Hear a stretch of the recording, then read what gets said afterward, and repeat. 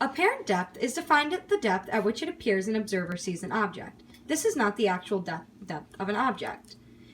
Mathematically, the apparent depth equals the actual depth multiplied by n2 divided by n1, where d prime is the apparent depth, d is the actual depth, n2 is the refractive index of the medium where the observer is standing. This is usually air, which has a refractive index of 1, and n1 is the refractive index of the medium that the object is in.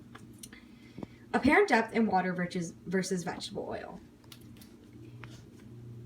Here you can see that a penny in the same glass in 3 different conditions. The control group here is just a penny in a glass with just air.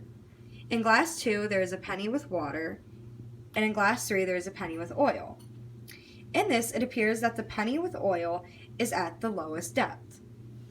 This can be mathematically explained here. The differences in refractive index in water and oil. Oil has a larger refractive index, meaning that the ratio here is smaller.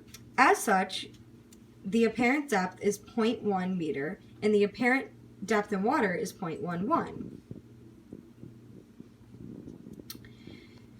If the refractive index of the medium in which the object is in is greater than the refractive index of the medium of the observer, the apparent depth is smaller than the actual depth. If the refractive index of the medium in which the object is in is smaller than the refractive index of the medium of the observer, the apparent depth is greater than the actual depth. Hence why the object in vegetable oil appears to be less deep than in water. This is because water has a larger refractive index than, or oil has a larger refractive index than water.